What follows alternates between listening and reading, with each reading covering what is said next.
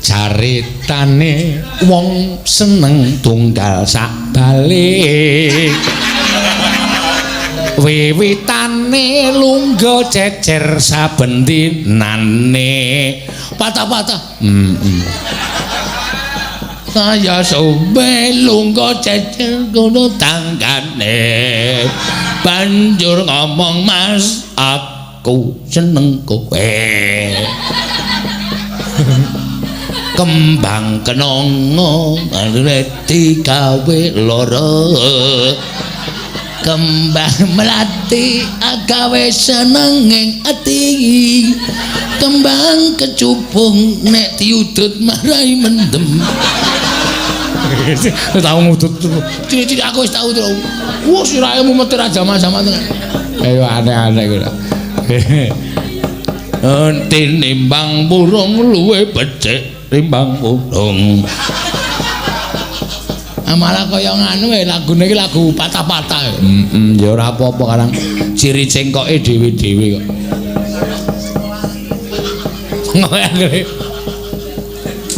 kaya anggere lagune iki saka dhuwur langsung mak celuk ngono kuwi plastik soalé sinden anjlok ha iya wong tunggal sekali glundung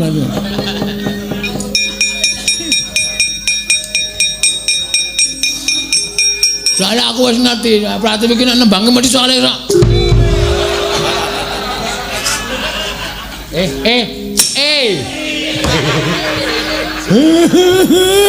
arti dugang bapakne kok endo saya sudah mengetahui ya Pak saya sudah tahu bapak itu terakhir kali itu mesti menendang pantap apa?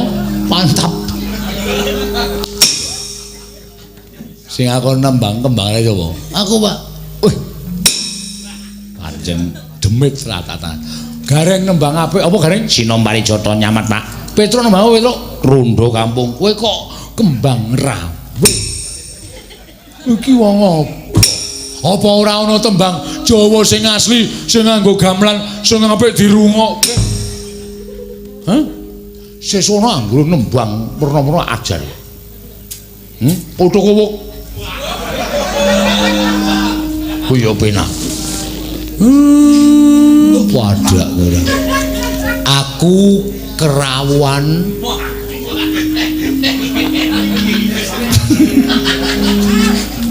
ya kuwi nom-noman weh umure pira Pak metu mulai urung nom-noman ki wong lanang ayo to bareng nggih Pak itu Peter nggih Bagong sing ora dong bento goblok rumasane kaya ndase atos-atos kang ora suwe pijeti wong enom aku kok ndase didu ta iya bapak yo senengane kowe nonton film kok kae senengane dadine senengan kowe nyepelekke ora aku ha nyepelekke aku oh karo ora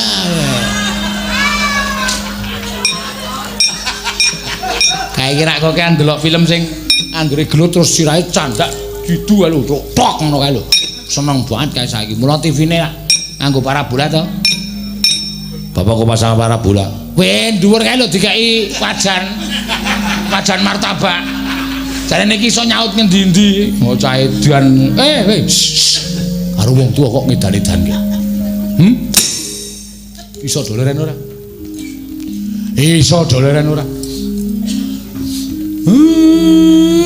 ku nek kowe ora leren wak jotosi mbok siji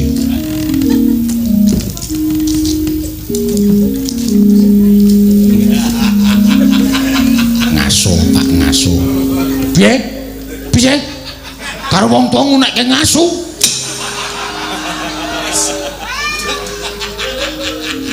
oh budak ora nembang ki sing apik gontongan nimbal tondo rondo kampung apik nuladolaku utama apik caritane wong seneng tunggal sak bale. Kanggre muni wis entuk-entuk gendong dut, entuk gendong dut. Tembang ora ditembangke. Mbok ngenggole tuwa.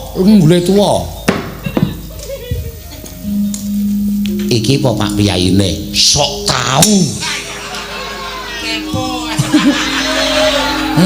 Kope. Kepo kok kope. Kepo sok tau. Sajake iki truk Piyayine. Mbok menawa iki ya, Gong. Heeh. Ning Semar ora krasa. Anggere sedo gojek.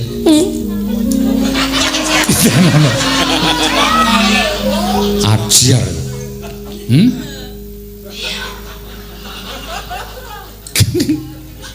Ayo ambune we. Patang dina ora ilang ngono Semar iki. Aku kok ngubal-ubal nang ora ngerti nek Piyayine lenggah nang kono ki sak penake dhewe ora. Bapak wingi, Dek, apa jenenge? Pitulasan melu baris kira-kira. Aku ngerti aku. Tak kone baris. Pak, oh Dek pitulasan wingi dadi inspektur upacara to. Sangguna.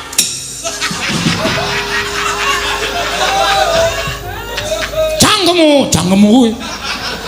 Lencang kemuka. Gerak. Teka gerak. Istirahat di tempat gerak. Tegap gerak.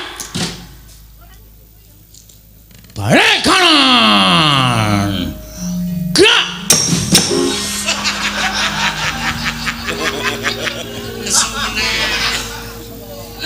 Maju jalan. Maju jalan. Ben kae kewirangan ora wis.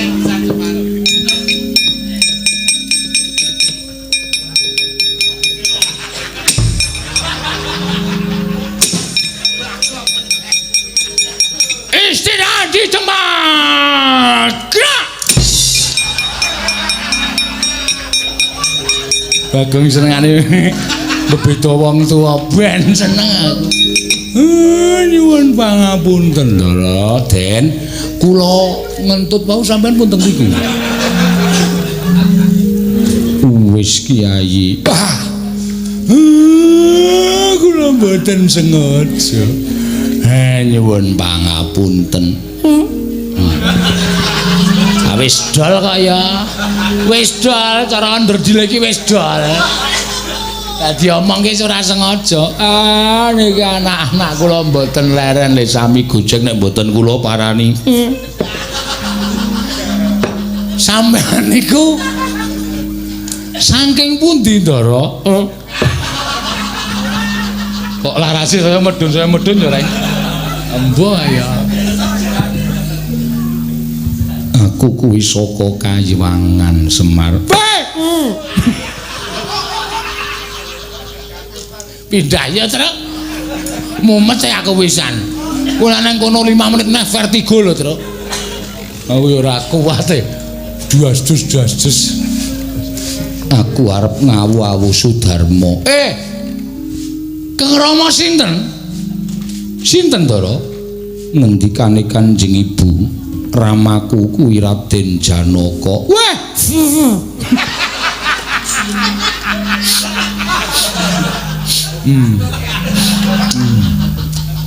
Padha keringet kowe. Padha kringete ora. Ndara Janaka? Iya pancen mengkono. Lah sampeyan putrane sinten? Aku putrane Marsih Kakak. Marsih? Iya pancen mengkono. Mula aku goleki wong tuaku ya kuwi Raden Janaka Kakang. Ndara Janaka niku lenggahe teng Madukara. Lho, apa wis pindah? Lah, pindah sing pundi?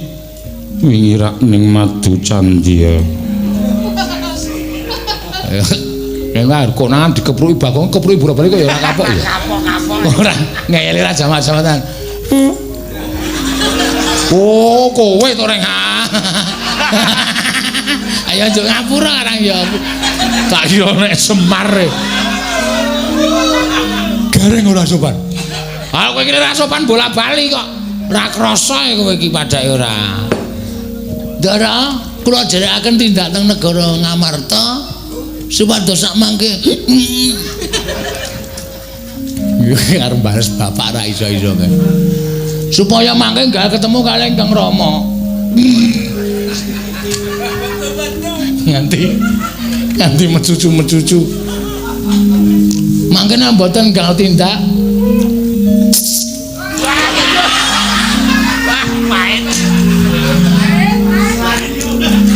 Gapok ora. Ngopo, Gong? Wis ora takon ngisen-isen kira. Nyatlangen ning kalangkuan aklar pandan moncar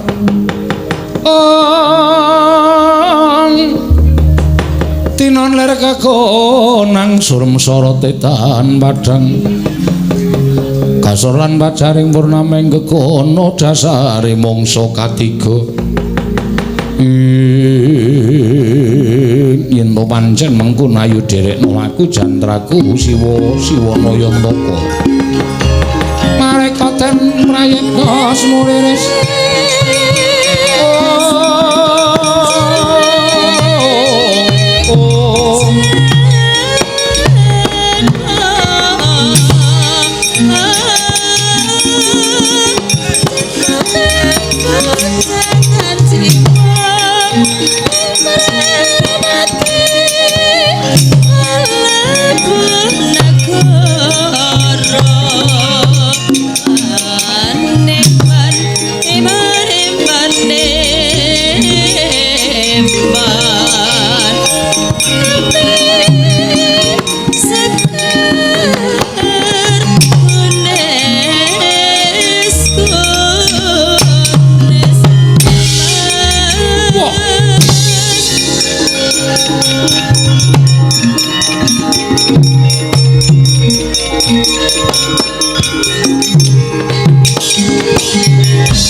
Utawandra tata Katiwisraya Indriyaksa Sara Maruta Pawana Bana Margana Samirana lan Warayang latar Honoran satriya ditutke Panakawan catur papat cacahe jumbuh karo ature anakku wadon Nataswati ana satriya bagus ditutke wong ingkang sarwa kuciwa papat cacahe mbok menawa iki Raden Prabakesumawa ora sah kakehan gunem tanpa golek saute saka ngantariksa.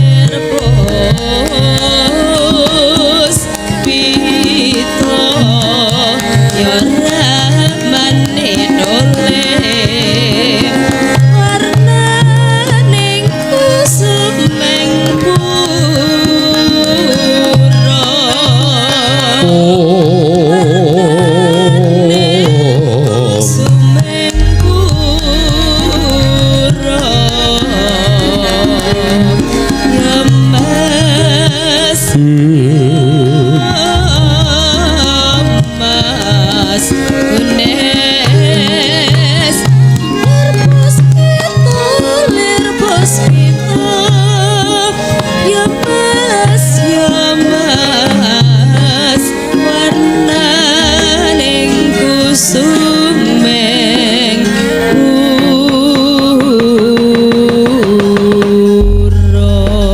Mareno semopang wangarono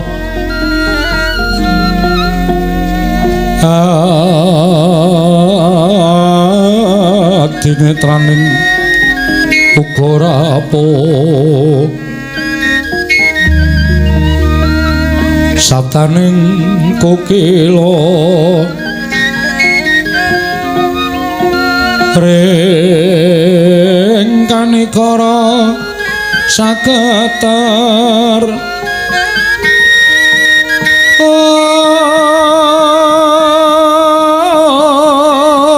kene donga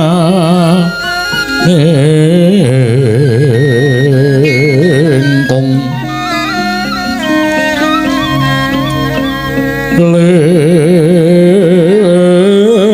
wowo sing pene panca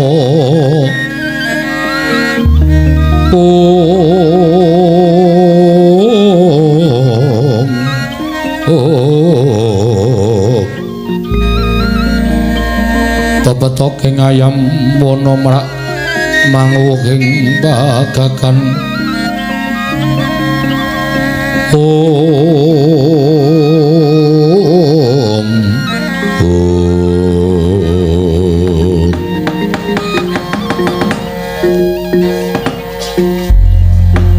Bubo Penemban wis katon rawuh ana ing pertapan Kapuk Salomba. Iya.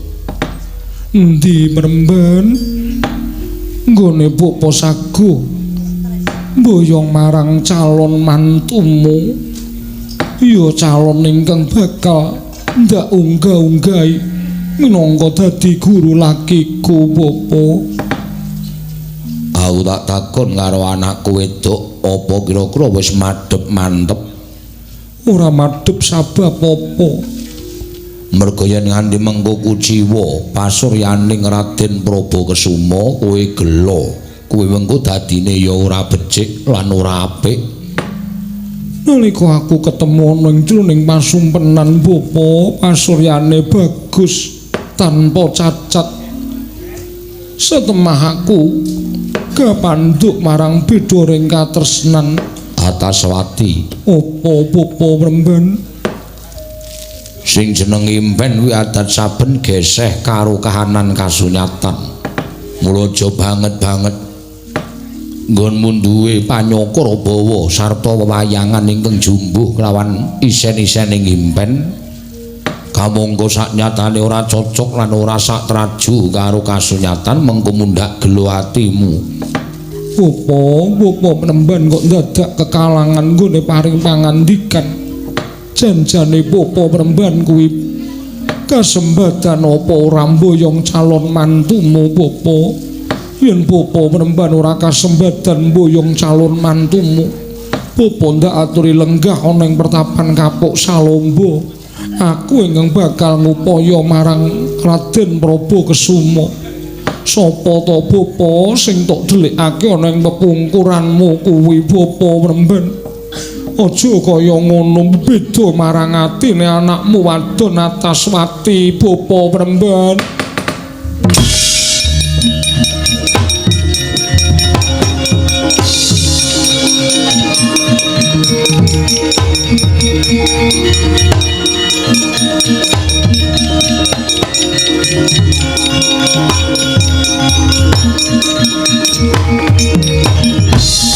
Kunjang ganjing langit kelap-lapaton lir gencang ing risang mawe gandrung. Lah kok malah kowe melengos.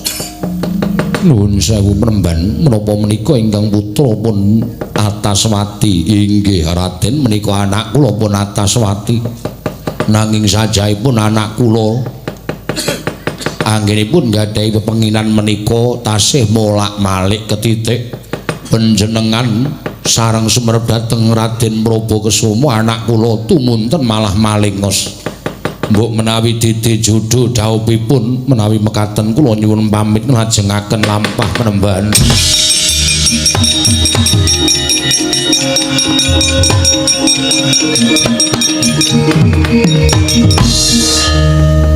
Ora wong wedok akeh sing etok-etok ora gelem ning jan-jane sengsem. Barang arep ditinggal kok terus ngambruk. Iya, Kiai Semar nggih. Ataswati kepiye mungguh rasamu? Kula sampun mboten saged nyingetaken dhateng rasa menika. Nanging isih ana pakaran nggih kudu ndak rampungake. Kula tetep nderek.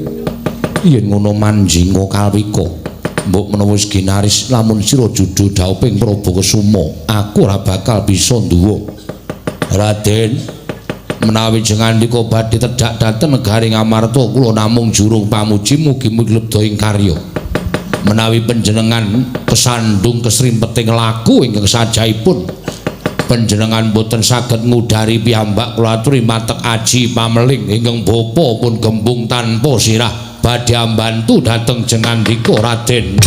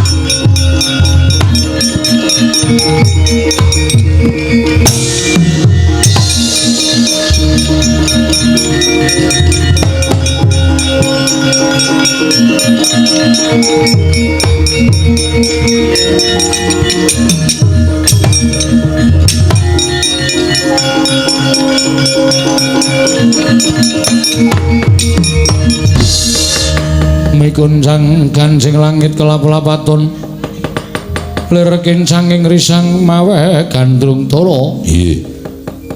Ya nadyan pun Kakang mbok pasrahi supaya maluyake negara ing Ngamarta. Jumbuh karena aturi anakmu si Antasena do nalika semana wis bali marang praja Ngamarta. Yo. Antasena anakku nadyan cah bambung nang dikongkong ngrantasi karya. Kena ngopo dadak takon Harudana bapakku ing atase Pandhawa kinayoman Sang Hyang Bathara Wisnu teka kahanan negara Ngamarta gonjang-ganjing kaya mengkono dadak ketayalan tekan negara Ngastina mau tak pasrahke marang Kresna kakangku. Kosek saka panyawanganipun Kakang Ngamarta Kuncatan Yoni Yayi. Kuncatan Yoni tegese piye? Kuncatan Yoni tegesipun kados pundi? Dewaning pangan negara Ngamarta uncat mongko mbuh menyang ndi papan dununge Werkudara. Wah, nanti le bakal goleki.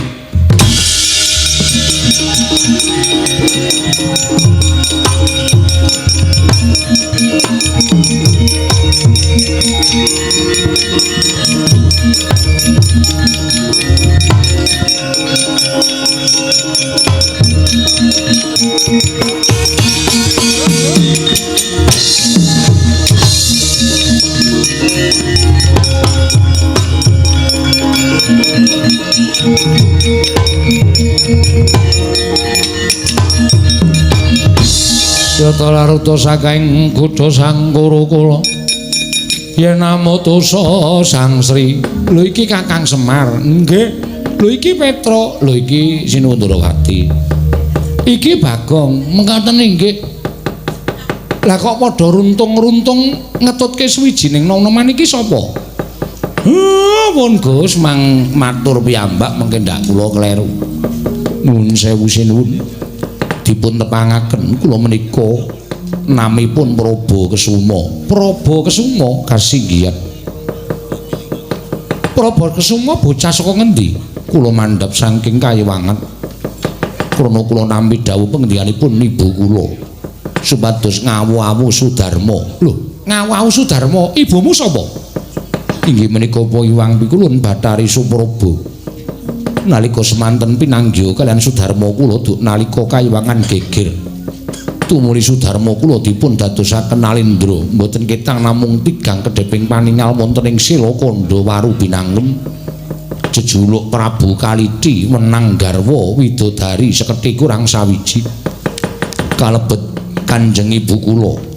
Dening jejuluk Prabu Kaliti menika kala wau mboten sanes kejawi namung Raden Janaka inggih Raden Harjuna. Kowe lah dalah Janaka piye iki?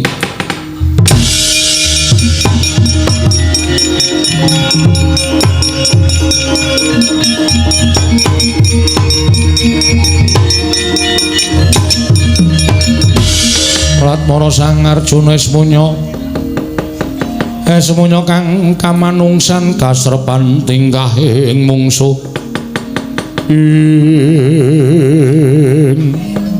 Raba Kesuma kula wonten maring adhawu panjenengan sinten yen kowe arep ngawawu Sudarma kowe dina samengko sadu arep karo wong tuamu Raden Janaka nanging aja gumampang kowe kepengin diaku anak dening Raden Janaka sabab putra Madukara kuwi saora-orane entuk kepengin diaku dening Raden Harjuna kudu gelem ngaturake dharma bekti lawan wong tuwa lajeng menapa ing kedah kula tindakaken Kanjeng Rama ngamarta koncatan Iwang Pikulun Bathari Sri waton kuwi sambayang Iwang Pikulun Bathari Sri tak aku anak Madukara Prabu Kesuma.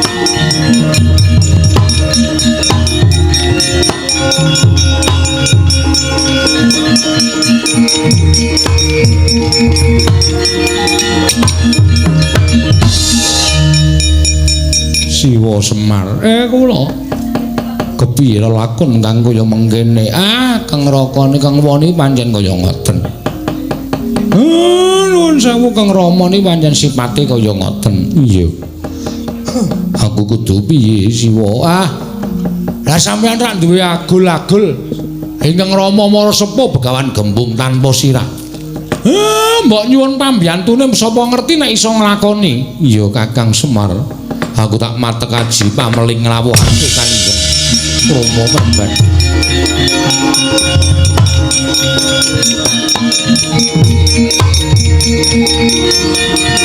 Wah.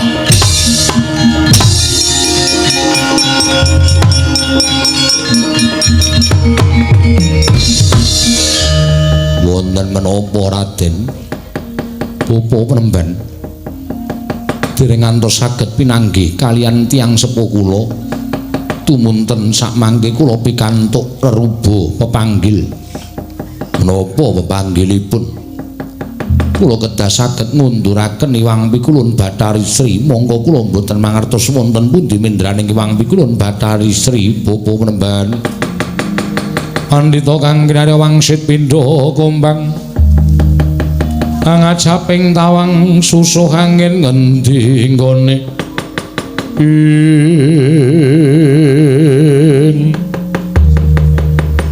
sejatosipun najengandika paring dawuh mekaten estunipun kula sumerep Iwang Pikulun Bathari Sri sakmangke lenggah wonten ing pertapan Kapuk Salombo ngayomi dhateng para amung tani lan kula ingkang kajibah jagi dhateng lenggah Iwang Pikulun Bathari Sri menawi Raden ingkang Rama nyuwun supados dipun kunduraken wonten negari Ngamarta nggih kula badhe budidaya matur kersanipun Iwang Pikulun Bathari Sri kersa sakmangke kundulang ngemong negari Ngamarta malih Raden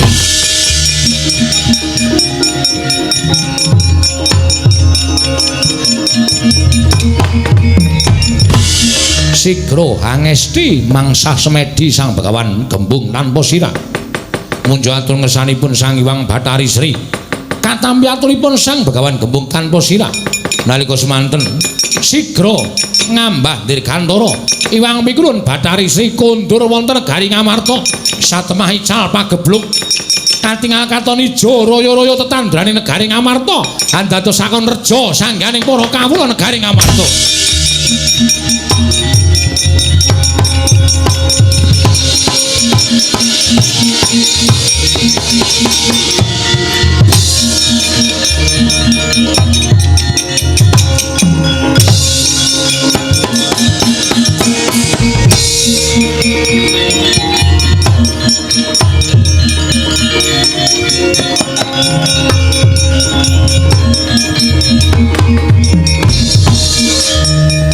Nadyan Iwang Pikulun Bathari Sri wis kondur ning negara Ngamarta. Ning aku kuwatir karo tingkah lakune anakku Antaswara ya tak betengane.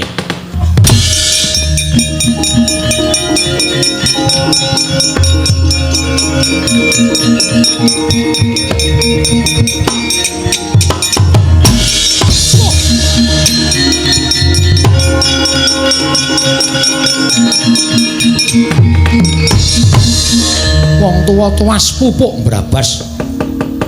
Kowe malah sajake ndok karepe karo anakmu lanang ya. Aku mbok getak apa mbok kira aku ora iso weruh karo lakumu. Begawan Gembung lan Posira. Malah aku rusak klebatan Iwang Pikulun Bathari Sri oncat saka kapuk Salomba. Mbok lungakake mapane negara Ngamarta. Wong Ngamarta ora menake Iwang Pikulun Bathari Sri. Rawe-rawe rantas malah bakal tak putung. Tak dadeke banjir getih negara Ngamarta. Nggih. Kowe tak kandhani kena apa ora? Yen kowe tak kandhani ora kena. Oh ladal. Dina iki muga mandya ucape Begawan Gembung tanpa sirah. Yen kowe ngame-ame marang Iwang Pikulun Bathari Sri ing minangka dadi dewaning buka. Muga-muga mandi ucaping Begawan Gembung tanpa sirah ilang wujud menungsamu ning kowe dadi kewan gegremet ingkang tansah dadi racun tumraping dewaning buka. Mandi ucaping Begawan Gembung tanpa sirah. Ngono.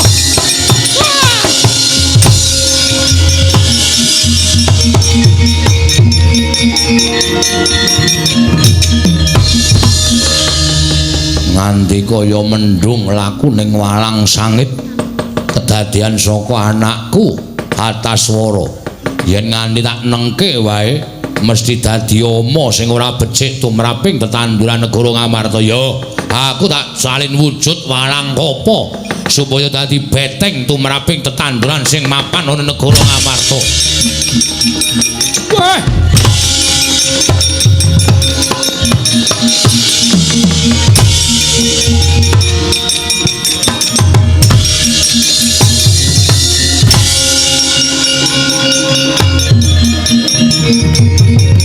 Wah.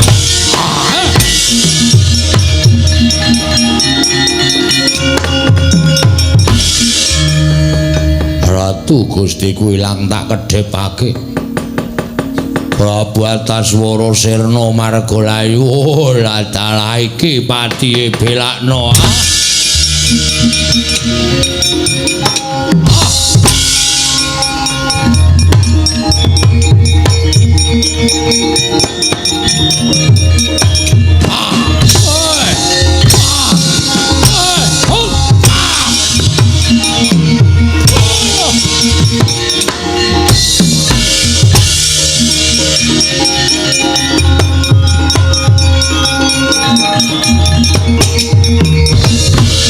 Arsa madange jagat tumuwa mungo panang sapucaking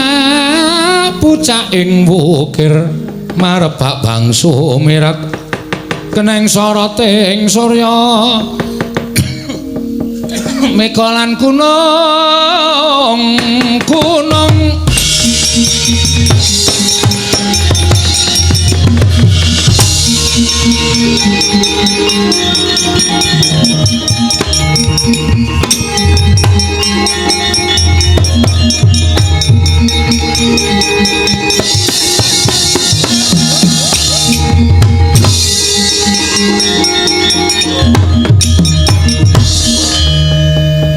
Iwang Pikulun Bathari Sri pun kundur.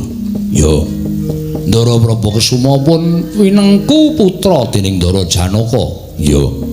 Awiten sedaya pun rancak lancar niring sambikala mboten manggih alangan setunggal menapa. Ya. Purnaning gati sesanti surasu dirajane ingkang rat subrasut kaping ulah Darmastuti rahayu sami makarya rahayu ing samya pinanggih Ndara.